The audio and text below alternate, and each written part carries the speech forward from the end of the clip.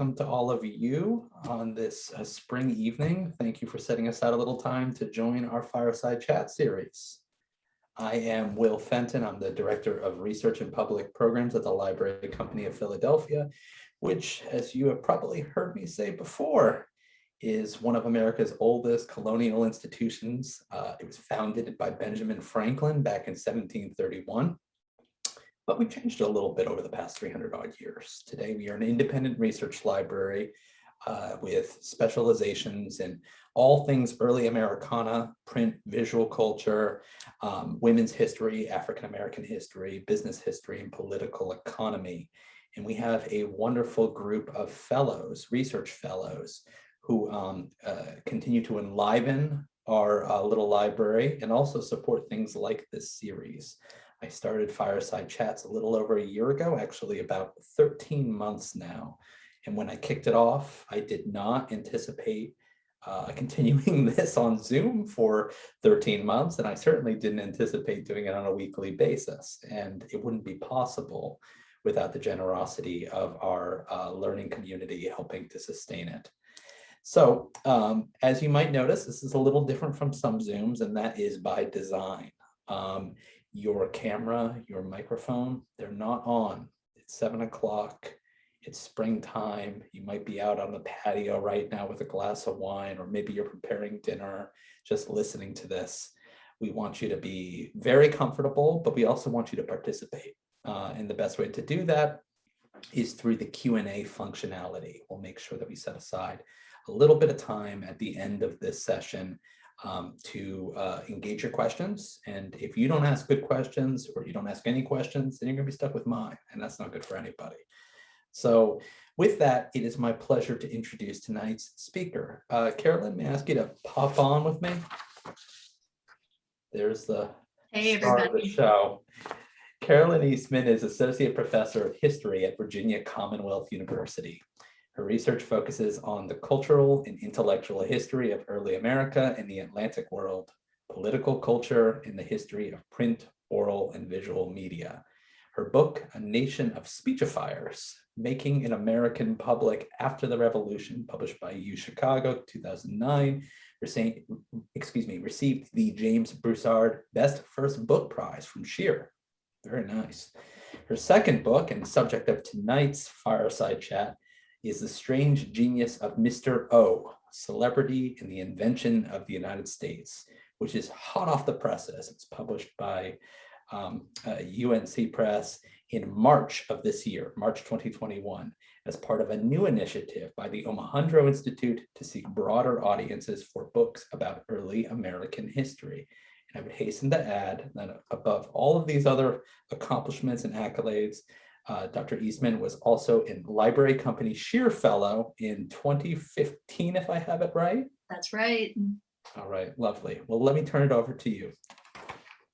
Okay, I am gonna share my screen here. Oh, actually, no, I'm not. I'm gonna wait for a second.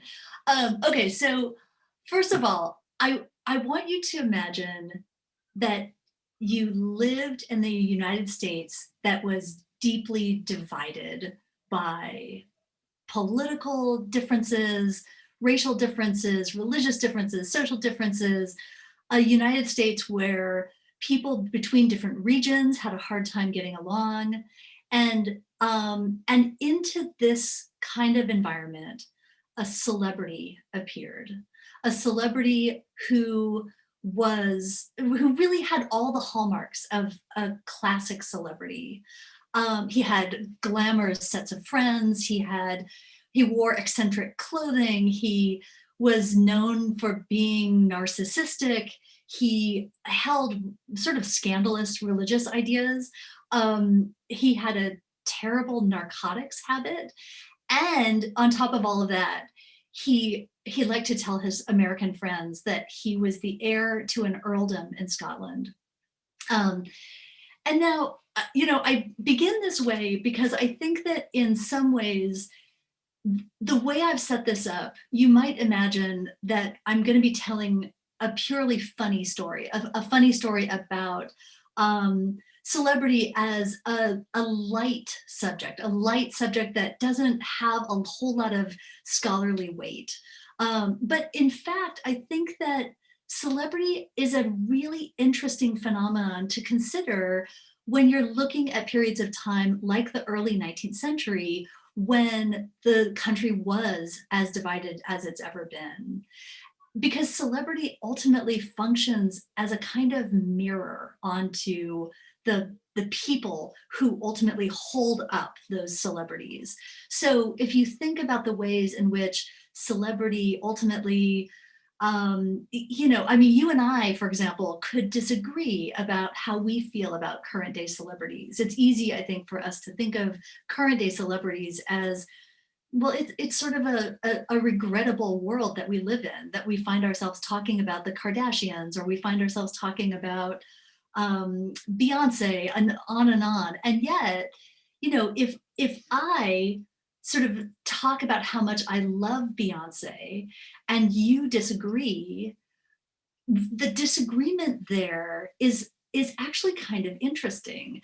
Your dislike for the celebrity that I love is about your discernment, about your ability to determine who deserves our love, our accolades, our appreciation.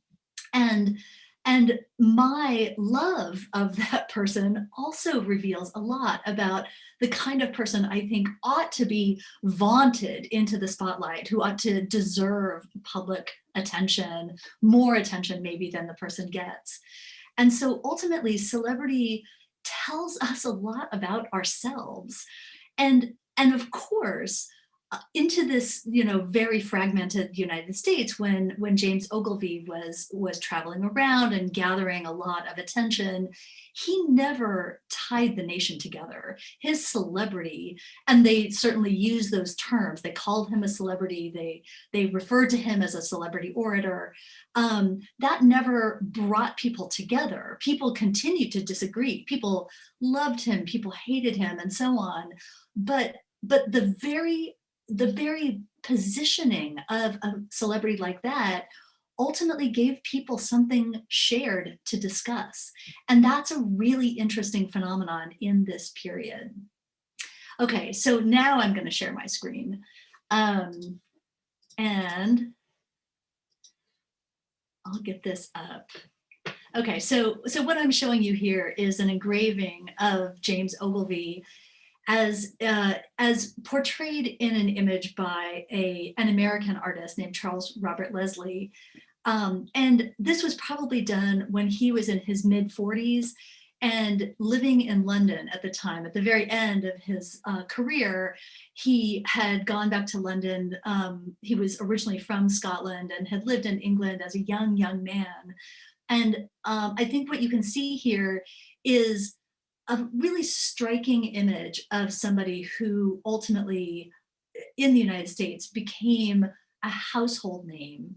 He became a household name for his eloquence.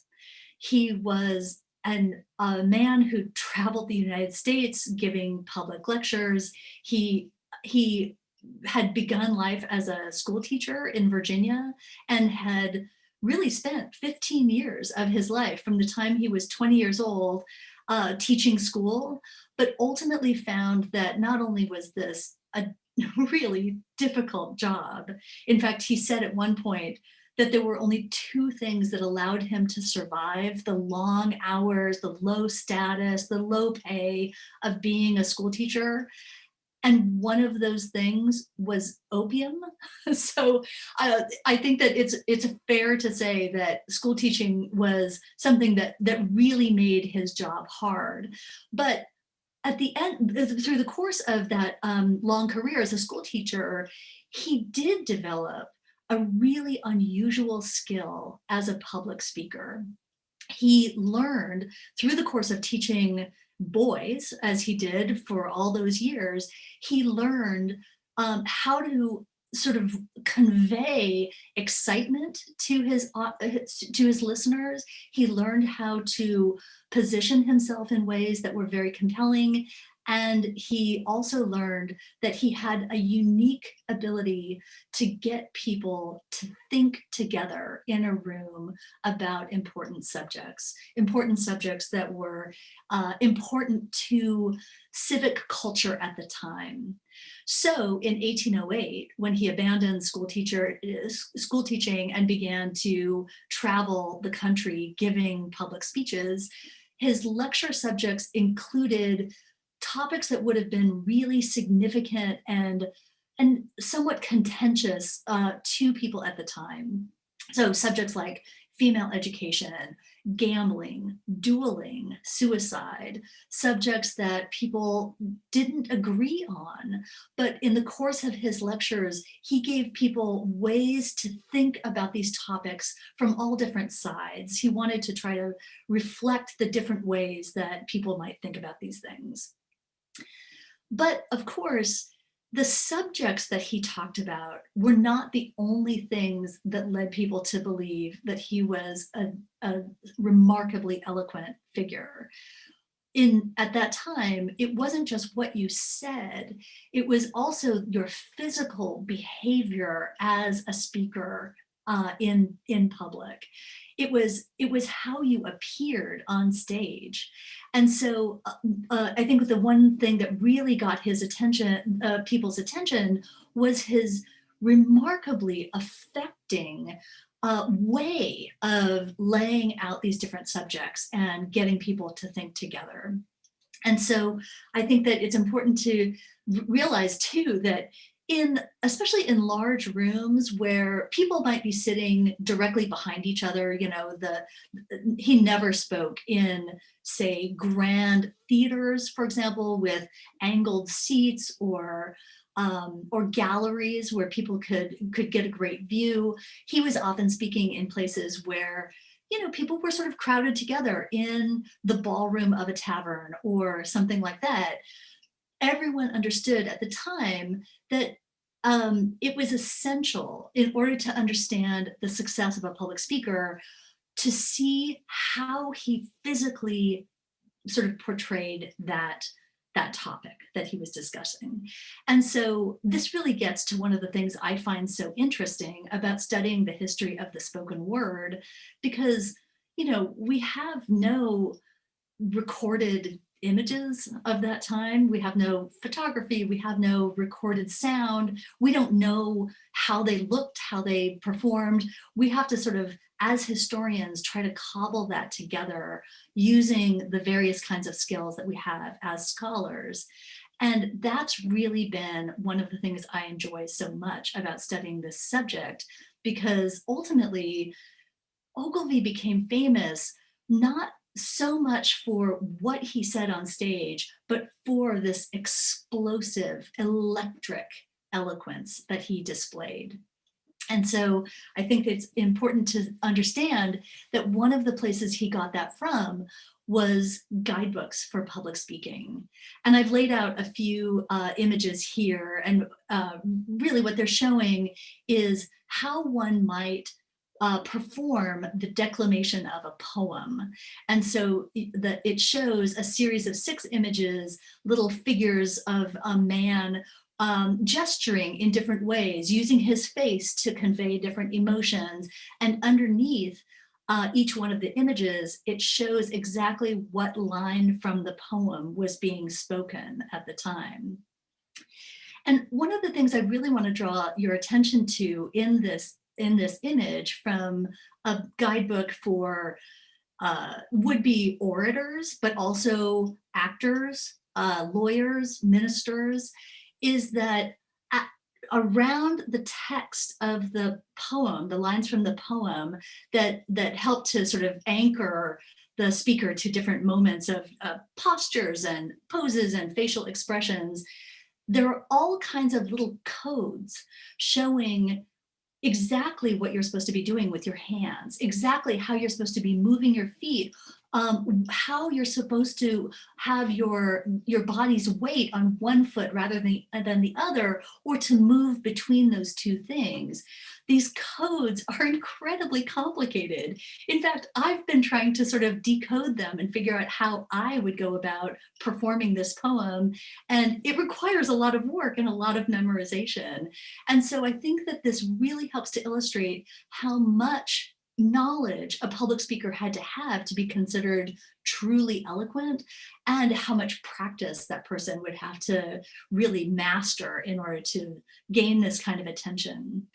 And now I realize that this is not going to be as enjoyable for people listening to the podcast. And I have to say that I'm ordinarily a listener of the podcast, but I'm going to show you a short video that takes all of those images of the public speaker declaiming this poem with the proper gestures and postures, with the voiceover of a Scottish person sounding a bit like Ogilvy would have. So I apologize if the sound is not terrific, but I think it'll be okay. The wind was high, the window shakes. A sudden start, the miser wakes. Along the silent room he stalks, looks back, and trembles as he walks. Each lock and every bolt he tries, every creak and corner pries. Then opens the chest, the treasure store, and stands in rapture o'er his hoard. But now with sudden qualms possessed, he wrings his hands, he beats his breast. By conscience stung he wildly stares, and thus his guilty soul declares, half the deep earth her stores can find. His heart it knows with peace of mind, that virtue sold, good God, what price could recompense the pangs of vice? The wind was high, the window shakes. I didn't mean for it to start all over again. So I think what you can see there is that people at the time really believed that as you delivered lines from a poem, you absolutely wanted to have the appropriately emotional gesture, the appropriate sort of tenor of voice, the appropriate facial expression. Because imagine, again, if you were in a room of 400 people, as Ogilvy often was delivering his public speeches, you might not be able to hear everything he said, but you could see it. You could see him doing things that signaled certain kinds of emotion. You might miss some of the resonance of a certain kind of quoted line of poetry, but his gestures might convey that touching emotion. And so I think it's really important to understand that one of the things that was so pleasurable about doing this research was trying to reconstruct this lost world of the performance of the spoken word and the physical gestures and postures that went into making that spoken word so meaningful. And, as I'm saying this, I'm also thinking about the fact that a lot of people ask me whether this is just some kind of theater. It's some kind of kabuki performance of exaggerated postures or exaggerated facial expressions, a little bit like the way that when we watch some silent movies, the people in the silent movies often exaggerate horror or surprise or love or whatever it is to the point that it looks cartoonish. But I think that, again, for those of you who are silent movie fans, the more you watch a silent film, the more quickly you get away from the sense that this is cartoonish or this is exaggerated or it is overly emotional or overly sort of grandiose in terms of emotion and gesture, much the same way that people who love kabuki say that there is nothing cartoonish or exaggerated about it. Each one of these different kinds of performance has its own internal logic, and the more you watch, the more you appreciate that performance, the more you start to understand the internal logic of that world. So even though we can't get back to it, when I was trying to understand Ogilvy's many triumphs, but also especially the scandals that erupted around him when people thought, for example, that when he was in Philadelphia, they thought that perhaps he was actually advocating for atheism. How could he have given that kind of impression, given that this was a speech that he had down? He gave it every single time he got up in public. How could people feel in one city that he was too theatrical, but in another that he was the most eloquent thing they'd ever heard? And most of all, I think that what this book tries to do is capture a world in which oratory itself was a major medium of communication.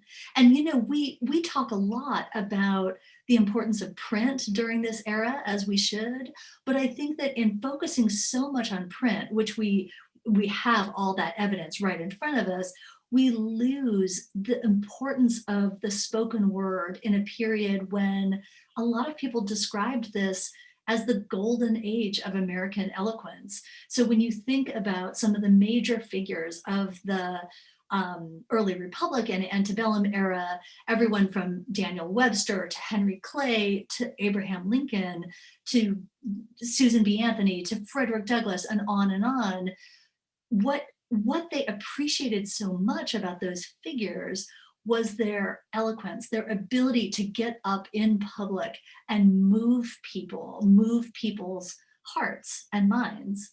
And that's really the kind of a world that I think Ogilvy inaugurated. Ogilvy's success between 1808 and 1820, when he died, really set the US off on this wholehearted attention to the art of eloquence. And in fact, one of the people who attended one of his talks in Boston was Ralph Waldo Emerson, who went on to become, of course, a really wonderful Lyceum speaker and somebody who wrote a lot about eloquence itself. Okay, so I'm gonna talk a little bit about these descriptions of Ogilvy because I think they capture to some extent the way that he was not a likely celebrity in terms of his appearance, and yet when he appeared on stage, he had this sort of electrical effect. So one newspaper in 1811 described him by saying, "He's tall, lean, and badly formed. His cheekbones high and prominent, his shoulders narrow and round. Indeed, his whole figure is rather ungraceful. But when he speaks, you forget his personal defects. His eye, which is bright and quick, bespeaks the energy of his mind. It is the orator, then, only that claims your attention and leads captive your every feeling." And Washington Irving, another great friend and defender of Ogilvy against critics, described him in a really wonderful short story in which he sort of lightly fictionalized a figure that he later said was Ogilvy. He said, "He was a pale, melancholy looking man with a meager, pallid countenance and an awkward and embarrassed manner. But when he spoke, the change in the whole man was wonderful. His form would acquire a dignity and grace. His long, pale visage would flash with a hectic glow. His eyes would beam with intense speculation, and there would be pathetic tones and deep modulations in his voice that delighted the ear and spoke to the heart." Okay, so I also wanted to just mention here before I continue on that, one of the things that went into my research was thinking about a scholar who 80 years ago, in fact, exactly 80 years ago in 1941, wrote a series of articles about Ogilvy. Richard Beale Davis was a terrific scholar and found sources, you know, without all of our keyword searches and online databases and everything else that really are terrifically informed. But ultimately, Davis thought that James Ogilvy was eccentric and egocentric to the verge of being ridiculous. He thought that in some ways Ogilvy was a little bit of a joke, a sort of you know, this is a sign of how gullible early Americans were to have put this man on a pedestal the way they did.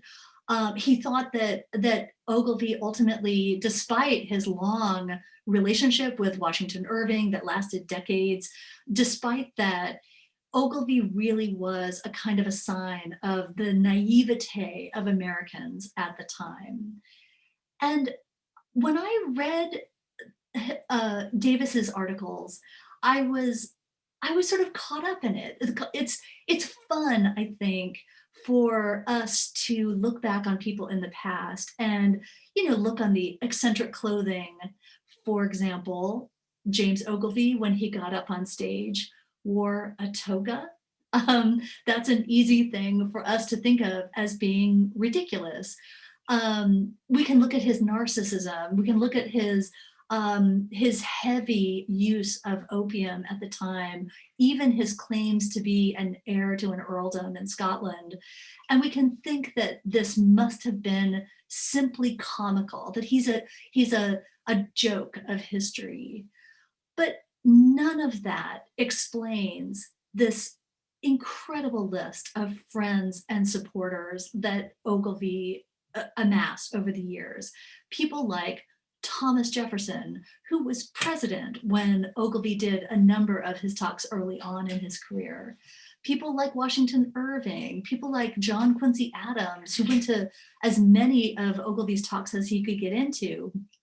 Benjamin Rush, the notable Philadelphia physician, the elite women who supported him and invited him to sit with them in their parlors, where he often read poetry to them. Sometimes they would sew him a cravat in exchange. All of these people supported and buttressed his career, really made it possible for him to succeed over the course of his career. And Richard Beale Davis's sort of bemused attitude toward Ogilvy and the audiences who appreciated him don't capture that. They don't capture the way that nobody at the time thought his wearing a toga on stage was ridiculous. I mean, not only did none of his supporters mention it, none of his critics did either. And so I think that what I wanted to do was really get to one of the things that we as teachers, as professors, try to get across to our history students from the very beginning. We want people to know that when you study the past, you're not looking to make fun of people. You're trying to see them as three-dimensional human beings, and you're trying to understand the whole world in which they lived. That's what I'm trying to do in this book, is to put you as a reader into a world where wearing a toga on stage was not only not comical, it actually makes a lot of sense once you start to unpack the nature of the toga, its role in early American culture, and the way it conveyed not just the early United States' fantasies of becoming a great republic in the same way as classical Greece and Rome had been great republics, but also the role of the toga on a public speaker, the way that the toga signaled that a public speaker was trying to win over an audience, trying to persuade people of the proper path forward, of the proper way to think through thorny civic issues. So overall, I think that this book really tries to take each one of these different subjects, from Ogilvy's roller coaster career to his heavy use of opium in a time when it was not only not illegal to take opium in large doses, but it actually had different effects than you would think it has, given our own opioid crisis today. And so overall, I wanted to sort of use the book to create a really full picture of the early American Republic, to try to convey the ways that all of these different elements of American culture, from Ogilvy's specific topics that he discussed in public, from topics like female education and gambling and dueling, the meanings of those kinds of subjects, but also the topics he didn't discuss. So why didn't he discuss the topic of slavery, for example? That's a really important story that it's worth talking about.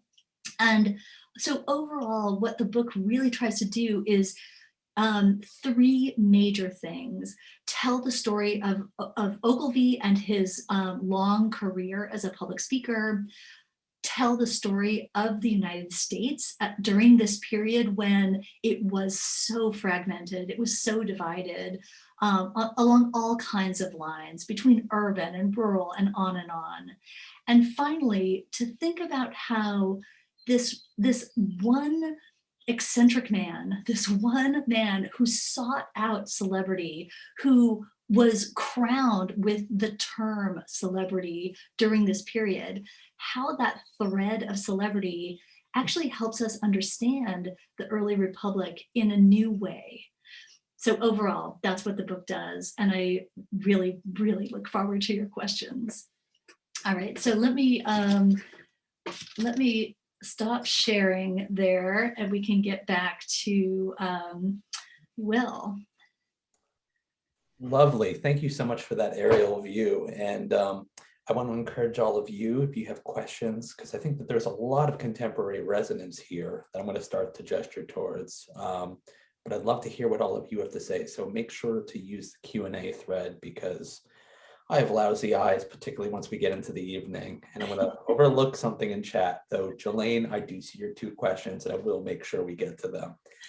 I'd like to return to this idea about celebrity as sort of a mirror, a looking glass to the society that's making these discernments as to who is and isn't worthy of accolades, of recognition.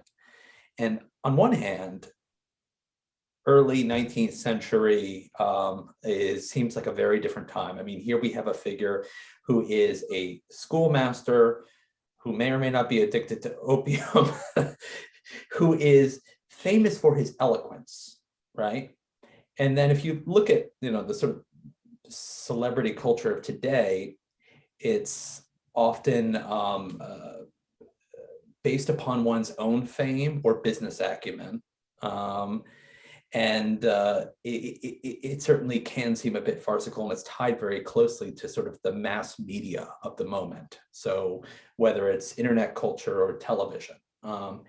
So on one hand, these seem like really different times, but one of the things that really jumped out to me as you were stressing how important it was to sort of see Mr. O in his performance is that there's sort of this disjuncture between his eloquence and his physical appearance. I mean, it's registered right there. Like, it's disarming to people that this guy that looks a bit shabby can be this magnetic.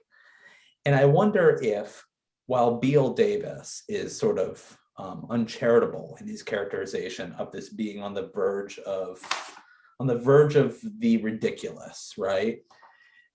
I wonder if like that bit of caricature actually enhances celebrity, or if there's something about celebrity that relies upon something that's like on the precipice of being farcical. Is that something you've thought at all about?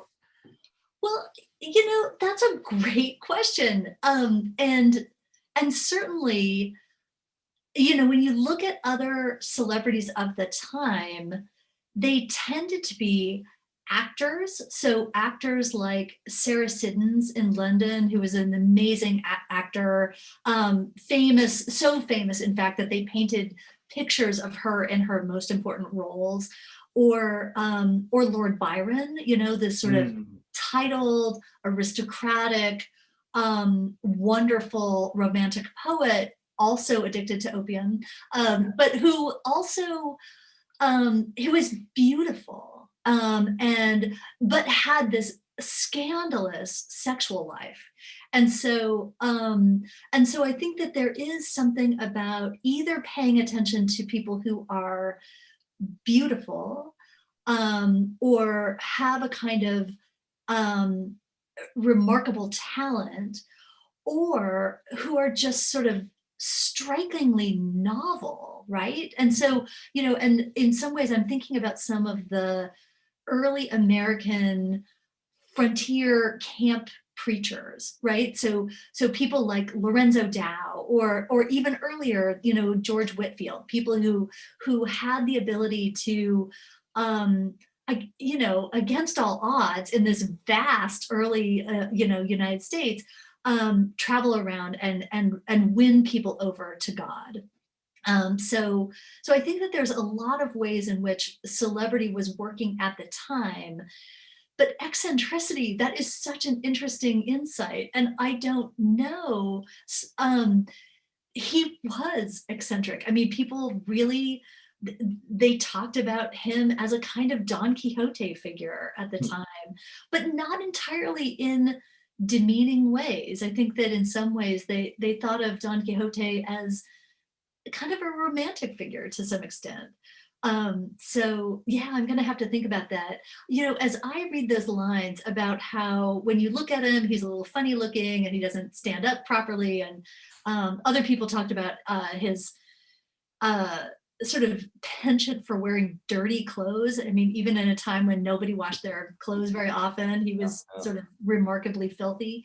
But I think that in some ways there is something to be said for thinking, not having a lot of expectations, and then he gets on stage and just explodes in a way that takes people aback. I think that that's a really interesting way to look at it. Yeah, and I don't want to give folks the wrong impression that you're essentializing like across early America in any way, because I think one of the points that you made that was really interesting to me is that the physicality of his performance was received differently in different places. Right. So there are probably places in this very, you know, large by the standards of nation states in the early republic, very large nation with a, you know, a great deal of local variation, where he was seen as farcical. And then there were areas where, you know, people flocked to him for his eloquence. And so you had sort of alluded to, you know, the way that he was received in Philadelphia. Can you give us a sense, like, you know, a performance in Philadelphia versus a performance in Charleston or something like that? Like, give me two different types of ways that he would have been received at this time. Well, let me talk about, so in Philadelphia, he really had his first major success in Philadelphia. Yeah. He came almost as soon as he had begun speaking to Philly and just hit the ground running. He wound up making friends with a number of people, including Benjamin Rush, including the novelist Charles Brockden Brown. I mean, Really? you know, he really got the attention of a lot of, you know, to use an anachronistic term, a lot of the influencers of Mhm. Philly at that time. And so he ran through, over the course of maybe 3 weeks, all of the 6 lectures that were part of his stable. And then he decided he would just stick around and give them all again. So, but it was really after the performance of his, he called it the Progress and Prospects of Society lecture, where he's really thinking about whether, given the kind of progress that humankind has made over the last 400 years or so, can it keep going? And it had a lot of dramatic twists and turns in the lecture, but that was the one when, in the middle of the lecture, he describes the entire audience just went silent, sort of a deathly silent. And it was not the kind of good silent he was used to. And that was the one where people told him afterward, Charles Brockden Brown and Benjamin Rush told him that what he had done was somehow signal that he might be advocating for atheism. And so I think that big no-no in the Second Great Awakening. And a no-no in Philadelphia, where there were a lot of, strong believers. And so one of the things I tried to figure out was, how did he do it? I mean, this again it was a lecture he had in the can. He knew this backwards and forwards. He'd been giving it, for months already by that time. But what they objected to probably was a combination of a particular choice of, he was trying to create a dramatic moment in the middle of the lecture where he signaled that we have good reason to worry that progress might not be inevitable. And this was a time when a lot of people were worried about Napoleon. They were worried about war in Europe and what that might mean for the early United States, which was a very fragile place during this time.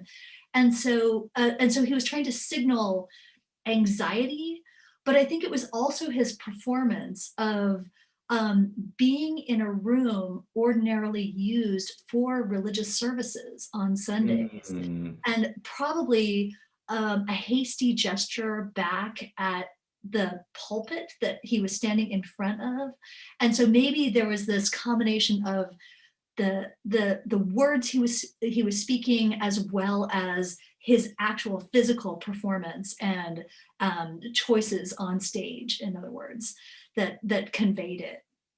But then he went to Boston after that. So within 3 months, he was in Boston giving lectures up there.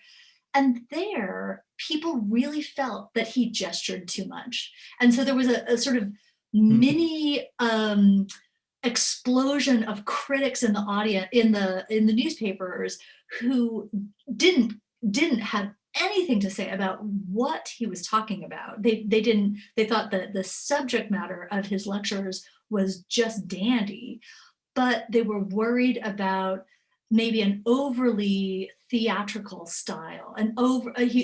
One person said he cares too much about the manner of his talk rather than the matter of his talk. And somebody else referred to him as like a whip syllabub in an eggshell. And a whip syllabub is a frothy wine drink. It's almost like a dessert-y wine drink that has a big froth of whipped cream or maybe whipped egg whites or something on top, and it's delicious. By the way, my neighbors decided to make some. Making me hungry.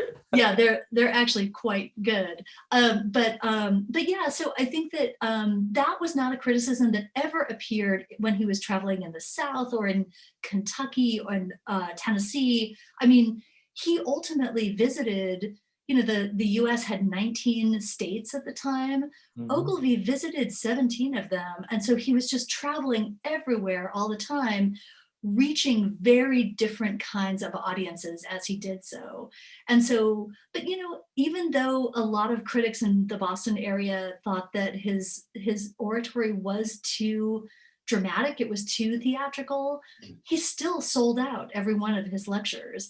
And so I think that there was something so new about what he was doing that a number of people just simply wanted to see what it was all about. Yeah.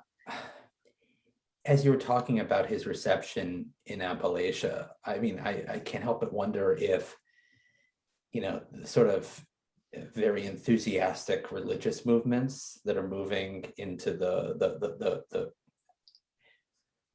basically moving west, these really enthusiastic religious practices, if that sort of prime people for his really enthusiastic performance, whereas in Boston you had less of that. I mean, because a lot of the really fringy groups had moved into Indiana and Ohio and so forth by then. Well, no, and they were also moving east. I mean, so a lot of the really ecstatic, enthusiastic religious practices, they were popping up all over the East Coast. And so you started to see camp meetings of thousands and thousands of That's a people good point. all around the Philadelphia region, all up and down the East Coast. So yeah, and I speculate about this a little bit too, that that it's really interesting for someone who had a bit of a reputation uh, as an atheist in a time when there were not a lot of people committed to being atheists in this period. Um, it's really interesting to think about the ways that he was trying to urge people to use reason, to use their reason to think through important civic issues. But he also wanted to move people's hearts. And so he would pepper his lectures with not religious language per se, but a religious kind of style, being the son of a minister, the grandson of two other ministers. Mm, He was someone who had always seen people muster up a kind of authority and a kind of the pleasures of biblical styles of address at the pulpit. And so I think he could really do a number on people's emotions. And all the reports talk about how women would be wiping tears from their eyes as he recited poetry, or people would have goosebumps and so on. I think mm, he wanted to combine emotion with reason. mhm. But this was a time too when a lot of people were just really worried about demagogues. And so I think his ability to move people's emotions made a number of people worry that maybe he had the ability to advocate for atheism even a little bit under the radar of the people who he was speaking to. And so I think that it made a lot of people nervous about maybe what he was up to. That's really interesting. So I'd like to circle back to his drug use. Uh, Jelaine Bauer asks if you can expand on your comment that opiates had a different effect then as opposed to now. Yeah, yeah. This was one of the most interesting things. We have such an image of opiate use and what that looks like. We imagine needles and alleys and the opioid crisis today and so on. But at the time, opium was very widely used. It was really the only painkiller that people had. And I think it's really important to know that it was incredibly cheap. It was something you just bought from anybody, a grocer. Ogilvy got it from his landlord when he was living in Richmond, for example. Other people had them at print offices. And opium was cheap. It was easy to get. It was, and nobody understood that it was habit forming. And so people would take it maybe for pain at one point and then have a hard time getting off of it. But there was almost no public discussion about it being habit forming, and they didn't use the term addiction, for example, which is probably, so, we're sort of coming back around to refusing to use the word addiction in our own discussion of, habitues of different kinds of narcotics. But so at the time, people weren't taking morphine. They were actually taking raw opium, which came in these sort of gummy balls directly from places like India and Turkey, where they were harvested from poppies. Mhm. And what you would do, for most people, and certainly Ogilvy was one of them, you would take a slice of maybe an ounce off of one of these balls. You would simmer it for a long time in wine with other spices to take some of the bitter flavor away, and then you would drink it. So you would basically drop a few drops of this product, laudanum, they called it, this mixture of Mhm. wine and opium and spices, into a glass of water or a glass of wine, and you would take it that way. And what's interesting about it is that people really believed that it was not a sedative. They believed that it was really a bit of a stimulant. And so people would take it before they went to a party, believing, as you might if you had a glass of beer before a party, that it would sort of put a little color in your cheeks and it would make your conversation sparkle and it would allow you to not be quite so nervous about going to the party. There were all kinds of reports at the time of medical doctors taking opium before they engaged in any serious surgery. They thought that it clarified the mind. And in fact, it's amazing to find how many different opium habitués at the time believed that it was the superior stimulant of the age.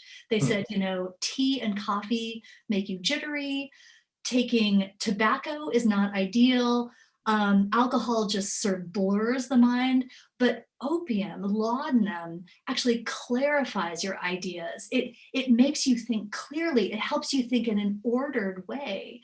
And so in some ways, it was like an early 19th century study drug. You know, it was something that people, Ogilvy among them, didn't just take for pain, although they, you know, many did. They could also take it so that they could stay up a little later at night and read or think, or in Ogilvy's case, he would stay up late and write new lectures. And for him, the opium, at least at first, until it became a real problem, which it did, actually helped him think more clearly, not less clearly. I want to get to Jelane's second question, which is, if you know, and this is probably a long shot, whether the former Illinois governor Richard Ogilvy is a descendant of James Ogilvy. Well, I have no idea.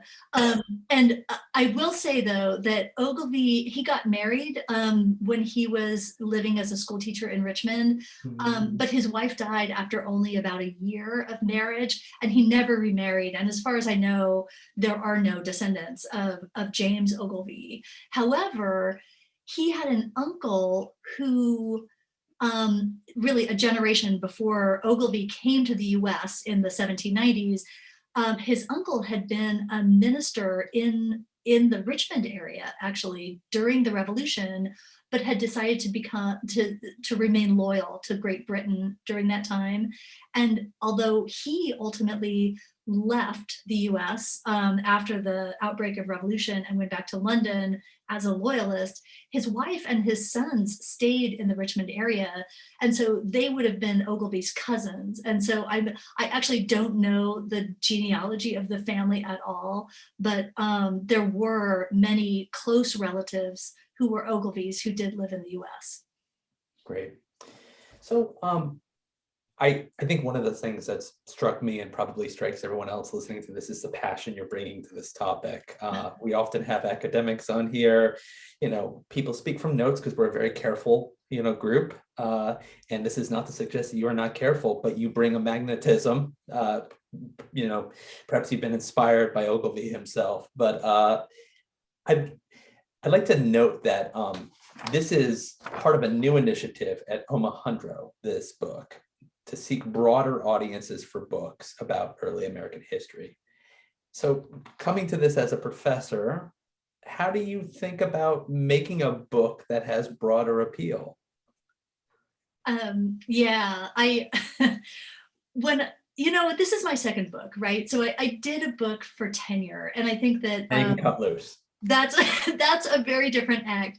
But at this point, I wanted to write a book that my parents would like to read, you know? I mean, that I would enjoy talking about. I mean, I read a lot, but I don't often love what I read. I don't enjoy reading what I read. And so I read for argument, I read for evidence, I'm reading for very specific reasons.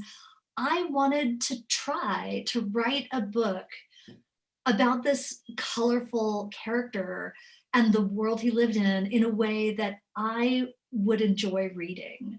And so, I mean, what I found is that that's really hard. It took a lot of drafts. I mean, my editor at one point joked that she wasn't sure that she had read any book as much as as many times as she had read mine.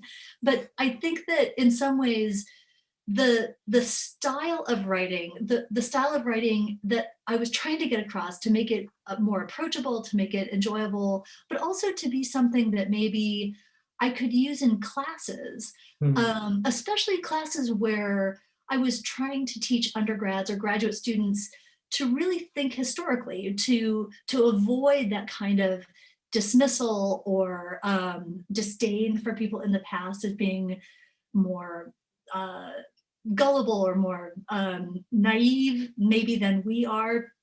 I wanted to write in a way that would really clearly convey that kind of message about the importance of what history can teach us by unpacking these periods of time in the past that look different than us, but they tell us a lot about the people who lived at that time and the kinds of choices that people had available to them. Really nicely put. We only have a couple of minutes left, but I'd be remiss if I didn't ask you a little bit about your time doing research in Philadelphia. I've already plugged your sheer fellowship at the library company, but I suspect you spent time at other institutions. Are there any, notable discoveries that you made in your time at Philadelphia that you could talk a little bit about? Yeah, and I'll try to make this fast because I know that we need to wrap up. But it was really during that sheer fellowship that I discovered a letter, at the Historical Society of Pennsylvania that really upended the way I thought about the story I was telling. And I'm not gonna go into it because it's the last chapter, and the last chapter of the book has this kind of, there's sort of a reveal that I want people to discover on their own. But I will say that what was so meaningful for me about that time at the library company and the historical society was not just finding that one great document and rethinking my entire project, which is, as many of your listeners know, that's a wonderful experience. I mean, a lot of us historians live for that moment when our own assumptions are completely changed, right? Mm. But it also allowed me the time to talk at length with the staff at the library company, the staff at the historical society about how to think about this new information I had in front of me. I talked to the other fellows about it. I was able to go into all kinds of new research that I had not been budgeting myself for, I have to say, but allowed me to get into medical research and research into maps and research into different kinds of ways of portraying and treating certain kinds of diseases. All of it was just, it was one of the happiest research times of my life. And I mean, I'll never forget, and my sister will also confirm this because she came to visit me for a weekend when I was trying to make sense of all of this stuff, that it was really one of the most exciting times, not just for me as a researcher, but also for me thinking about the writing of a narrative arc of a story. And it changed the project entirely. I'm so grateful. That's so nice to hear, especially when you hear so many stories about people having that sort of second book slump, to have that sort of vital experience, and to associate that not just with the collections, but with the community. That certainly resonates with me. And it's been wonderful hearing about this project. I really do appreciate you sharing it with us. This happens to be my very last time hosting Fireside Chats, so it's just a pleasure to share it with you. And for all of you tuned in or listening after the fact, I would highlight the fact that University of North Carolina Press has generously made available a promo code that knocks 40% off of this book. So you can get like a hardcover version of this book for $18, which is, I mean, like, it's unheard of for a university press. So pick it up, read it, share it with friends, buy the stocking stuffers and so forth. And thank you again, Carolyn. I really do appreciate you coming on tonight. Thank you, Will. And I have to say, as a regular listener, that I'm really going to miss you and this series. I hope the series continues one way or another. The series is full steam ahead. Don't worry. Okay, great. Thank you so much for allowing me to come on the program. I've just had a great time. All right. Thank you again. Thank you all. Bye-bye.